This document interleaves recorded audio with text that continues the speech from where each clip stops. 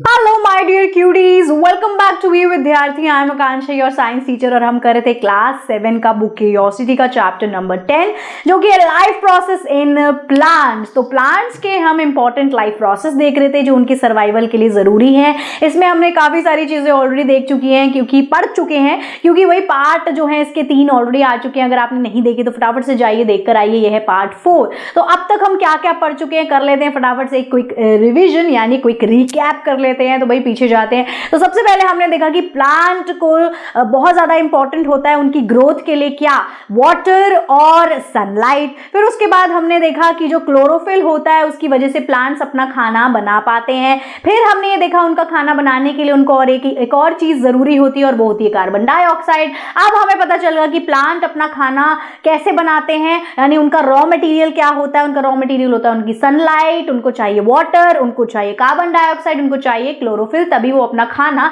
बना पाएंगे। अब जो प्रोसेस होता है जिसकी हेल्प से वो खाना बना पाते हैं, यानी bye the process of photosynthesis वो अपना खाना बनाते हैं, यानी in the presence of light वो अपने खाने को बना पाते हैं और उसको स्टोर करते हैं फूड फैक्ट्री में, जो कि फूड फैक्ट्री उनके लिए होती है उनकी लीव्स। अब जो भी ग्रीन पार्ट होता है लीव्स का, उन सब में स्टार्च की प्रेजेंस होती है और नॉन ग्रीन पार्ट में नहीं होती है या ना के बराबर होती है। तो चलिए आइए अब आगे का हिस्सा इसका देख लेते हैं। अब आगे देखते हैं। बरका दीदी एक एक्सपेरिमेंट करने वाली थी जिससे हम कुछ और चीज जानने वाले थे। जिससे हम क्या जानने वाले थे कि भाई अब सवाल ये था कि प्लांट्स जो हैं सिर्फ अपने आसपास एटमॉस्फेयर से चीज़ों को लेते ही हैं या फिर कुछ एटमॉस्फेयर को देते भी हैं, यानी कुछ रिलीज करते हैं या फिर सिर्फ चीज़ें लेते ही रहते हैं। तो हमने ये देखा। अब हम मतलब ये देखेंगे, ये जानेंगे कि भाई प्लांट्स भी कुछ रिलीज करते हैं एज अ वेस्ट प्रोडक्ट, और वो होता है ऑक्सीजन एज अ गैस। वो भी गैसियस एक्सचेंज करते हैं जैसे कि ह्यूमंस करते हैं। So they release oxygen into the air. वो लेते हैं कार्बन डाइऑक्साइड को और रिलीज करते हैं ऑक्सीजन को। तो ये हम कैसे देखेंगे, फिर से एक्टिविटी ही परफॉर्म करेंगे, एक्सपेरिमेंट परफॉर्म करेंगे। तो plant use sunlight, water and carbon dioxide to produce food via photosynthesis, मतलब by the process of photosynthesis. So Barkha दीदी एक एक्सपेरिमेंट करने जा रही हैं जिसमें हम एक्सप्लोर करेंगे कि प्लांट रिलीज भी करते हैं कोई सब्सटेंस इस प्रोसेस के दौरान, यानी फोटोसिंथेसिस के दौरान वो कुछ रिलीज भी करते हैं एज अ वेस्ट प्रोडक्ट। ठीक है। सो अब एक्सपेरिमेंट कुछ ऐसा है, आपको फिगर 10.4 देखनी है, कंपेयर करना है, 2 सेटअप को लेबल कर लेना है, ए और बी, और फिर एनालाइज करना है। फिगर 10.4 में सेटअप ए जो है वो सनलाइट में रखा हुआ है और सेटअप बी जो है वो रखा गया है डार्क में। So what difference do you observe in 2 setups? दोनों में ही आपने क्या डिफरेंस ऑब्जर्व किया वो आपको बताना है। Do you observe air bubble? क्या आप ऑब्जर्व करोगे किसी तरह के एयर बबल आ रहे हैं उल्टे, इन्वर्टेड, उल्टी रखी हुई टेस्ट ट्यूब में, जो कि सेटअप ए में है। सो वो जो गैस प्रोड्यूस हो रही होगी उस सेटअप में वो बबल्स क्रिएट करे, मतलब उसके अंदर एक गैस है जो हमें बबल के फॉर्म में नजर आ रही है। ठीक है। And get accumulated in the inverted test tube. वो किसके अंदर जाके फंस गई है? टेस्ट ट्यूब ए जो हमारी है उल्टी जो रखी हुई है उसके अंदर। तो वो कौन सी गैस है ये पता लगाते हैं। चलो अब सेटअप कैसा है, कुछ इस तरीके का सेटअप है। आपने एक प्लांट लेना है ऐसा और उसको आपको फनल के अंदर रखना है। फनल इस तरीके से उल्टी रखनी है, ऐसी होती है फनल। ठीक है। यही सेम आपको दूसरे वाले जार में भी इसी तरह से रखना है। अब उस जार के अंदर आपने एक टेस्ट ट्यूब रख देनी है इसी फनल के ऊपर, और ये आपने जार लेना है, जार के अंदर भरा हुआ है पानी। ठीक है। ऐसे ही आपको बी वाला सेटअप करना है। बस फर्क क्या है, ए सेटअप सनलाइट में होगा, ठीक है, और जो बी वाला सेटअप है वो कहाँ होगा? डार्क में, अंधेरे में, यानी विदाउट सनलाइट है। यही डिफरेंस है बस दोनों में। तो अब एक को हमने सनलाइट दिया है, एक को सनलाइट नहीं दी। तो जिसको हमने सनलाइट दी है उसमें आप देखोगे कि एयर बबल्स नजर आएंगे। यहाँ पर आपको कुछ एयर बबल्स, बुलबुले इधर पानी में, मतलब यहाँ पर आपको नजर आएंगे। ये टेस्ट ट्यूब पूरी भरी तो नहीं नजर आ रही ना, जहां तक पानी है वहीं तक ही दिख रहा होगा आपको। तो यहाँ बबल्स आपको नजर आएंगे ऊपर की तरफ, इधर यहाँ। सो ये जो एयर बबल्स हैं ये क्या है? इसके अंदर किसी तरह की कोई गैस है, ये हमें पता चल रहा है। चलिए आइए आगे बढ़ जाते हैं। सो ओ यस आई रिमेंबर, यहाँ जो बच्ची है वो क्या कह रही है कि मुझे याद है इन आर साइंस लैब कि हमने साइंस लैब में इसी तरीके का सिमिलर सेटअप रखा था सनलाइट के अंदर विंडो के पास। ठीक है, अब बच्चा कहता है कि जब सफिशिएंट गैस फंस गई है, आ गई है, इकट्ठी हो गई है उल्टी रखी हुई टेस्ट ट्यूब के अंदर, सो बरखा दीदी place her thumb on the mouth, so Barkha दीदी ने कहाँ पर अपना अंगूठा रखा है, टेस्ट ट्यूब के माउथ पे, while taking the test tube of the setup, वो टेस्ट ट्यूब को बाहर निकाल रही है इस तरीके से अंगूठा रख के, यानी जो गैस उसके अंदर है वो उसके अंदर ही रहे, इस वजह से वो इस तरीके से बंद करके ही टेस्ट ट्यूब को बाहर निकाल रही है इस सेटअप में से।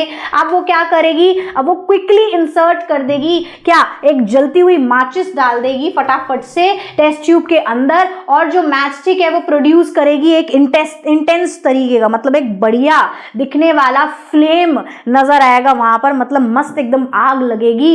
तो इसका क्या मतलब हुआ, इसका मतलब ये हुआ कि इस टेस्ट ट्यूब के अंदर एक गैस प्रेजेंट है, लेकिन सबसे ज्यादा उसके अंदर ऑक्सीजन है, यानी रिच इन ऑक्सीजन है यहाँ इस टेस्ट ट्यूब में। क्यों, क्योंकि सिर्फ ऑक्सीजन की प्रेजेंस में ही आग लगती है, यानी जब आग तभी ही लगेगी जब ऑक्सीजन मिल रही होगी, वहां पर उस जगह पर ऑक्सीजन होगी तभी आग लग पाती, अदरवाइज आग नहीं लग पाएगी। इसीलिए आपको पता होगा फायर एक्सटिंग्विशर्स में ऑक्सीजन को बुझाने के लिए या तो कार्बन डाइऑक्साइड भी होती है, या फिर जैसे ब्लैंकेट वगैरह रैप कर देते हैं किसी चीज पे या किसी लोगो पे, तो इसका मतलब क्या होता है, ऑक्सीजन का कट ऑफ हो जाए जिसकी वजह से आग बुझ जाए, ये चीज, ये फंडा होता है। It indicate that oxygen is released during the process of photosynthesis, इससे हमें ये पता चल रहा है कि जब प्रोसेस चल रहा है फोटोसिंथेसिस का in the presence of sunlight, water, air, chlorophyll, तो उस समय उस दौरान ऑक्सीजन जो मतलब ऑक्सीजन है वो रिलीज हो रहा है इस प्रोसेस में। ठीक है, it also indicate that photosynthesis occur in the presence of sunlight, और ये भी हमें पता चला कि जो फोटोसिंथेसिस है वो कब हो रहा है, जब सनलाइट का प्रेजेंस है, यानी सनलाइट में ही फोटोसिंथेसिस हो पा रही है, डार्क में नहीं हो पा रही है। समझ आ गया। चलिए अब आगे बढ़ जाते हैं। तो नेक्स्ट अब यहाँ पर क्या है, फोटोसिंथेसिस के प्रोसेस को हम फिर से अभी और थोड़ा सा जानेंगे। यहाँ पर in a nutshell, water, sunlight, carbon dioxide air से मिलती है, और क्लोरोफिल भी बहुत ज्यादा जरूरी होती है किस चीज के लिए, प्रोसेस ऑफ फोटोसिंथेसिस को जारी रखने के लिए, जो कि प्रोड्यूस करता है कार्बोहाइड्रेट। अच्छा, जब फोटोसिंथेसिस हो रही है तो खाना एक्चुअली प्रोड्यूस होता है इनका in the form of glucose, मतलब एक सिंपल शुगर के फॉर्म में, सिंपल कार्बोहाइड्रेट के फॉर्म में इनका खाना जो है बनता है। फिर ये जो ग्लूकोज है ये सिर्फ इंस्टेंट सोर्स ऑफ एनर्जी ही नहीं होता, बल्कि क्या होता है प्लांट के लिए कि बाद में जाकर ये स्टोर भी हो जाता है, कन्वर्ट हो जाता है इनटू स्टार्च और स्टोर हो जाता है जाके, जो कि बाद में फिर यूटिलाइज होगा जब इन्हें चाहिए होगा। समझ आ गया। आगे बढ़ जाते हैं। तो इसी के साथ अगर आपको कोई भी दिक्कत, समस्या, परेशानी पढ़ाई लिखाई में आती है तो करना क्या है, www.evidyarthi.in पे जाना है और कर लेना है फ्री डाउनलोड, जो चाहिए वो मिल जाएगा। चाहे एमसीक्यू की प्रैक्टिस करना चाहते हैं या फिर चाहते हैं एनसीईआरटी के सोल्यूशन, या फिर आप ढूंढ रहे हैं किसी भी चैप्टर की, किसी भी सब्जेक्ट में किसी भी क्लास की समरी, तो वो भी मिल जाएगी, बने बनाए नोट्स, वीडियोस, साथ ही साथ आप की बुक पीडीएफ फॉर्म में, और प्रीवियस ईयर क्वेश्चन पेपर्स भी सॉल्व करने बहुत ज्यादा जरूरी है जब एग्जाम करीब है। तो इसी के साथ वापस आ जाते हैं चैप्टर की ओर।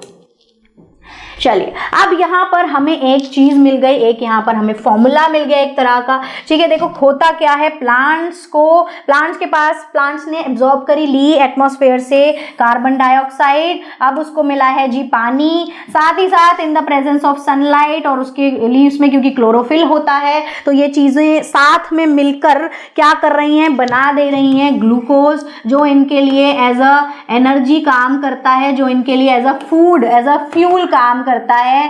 ठीक है, जैसे हमारे लिए भी करता है वैसे इनके लिए भी करता है।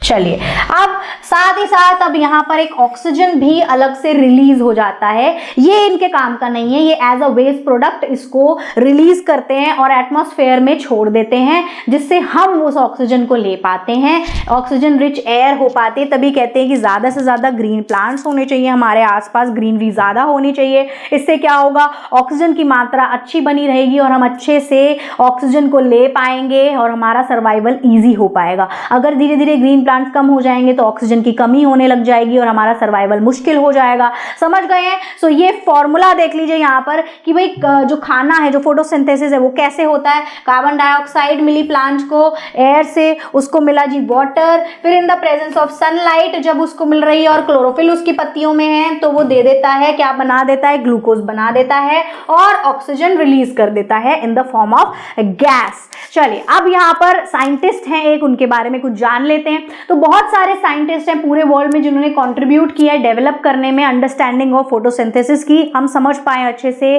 फोटोसिंथेसिस को। ठीक है, इन इंडिया में कौन है?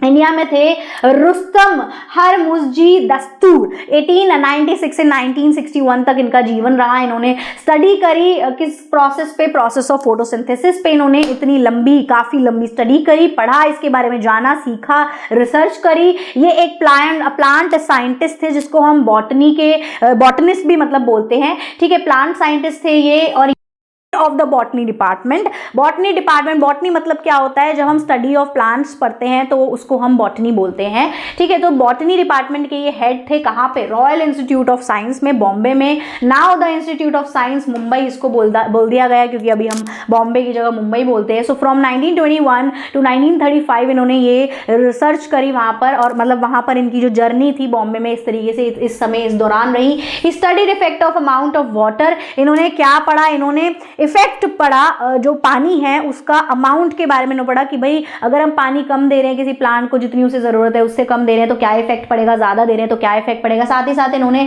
टेम्परेचर के ऊपर भी स्टडी करी कि टेम्परेचर का क्या रोल प्ले है फोटोसिंथेसिस में, क्या लेना देना है टेम्परेचर का। He examine the importance of water. फिर इन्होंने एग्जामिन किया कि कितना ज्यादा जरूरी है, पानी की क्या इंपॉर्टेंस है प्लांट के लिए, और टेम्परेचर कितना ज्यादा जरूरी मायने रखता है प्लांट्स के लिए, and the colour of light in the presence of photosynthesis. साथ ही साथ इन्होंने जो कलर है लाइट का in the presence of photosynthesis, इसके बारे में भी स्टडी किया। सो भाई ये थे हमारे बड़े ही जाने माने, बहुत ही बढ़िया इंडिया के साइंटिस्ट जिन्होंने अपना रोल निभाया था इस पूरे फोटोसिंथेसिस के प्रोसेस में। इसी के साथ ये वाला पार्ट यहीं पर एंड हो जाता है। Thank you so much for watching. I hope यहाँ तक आपको अच्छे से एक एक चीज समझ आई होगी। एनसीईआरटी में लिखी हुई मैंने वही बताई है। सो अगर आपको वीडियो अच्छी लगती है तो do like, subscribe and share. फिर मिलेंगे क्यूडीज अगली वीडियो में। Bye bye.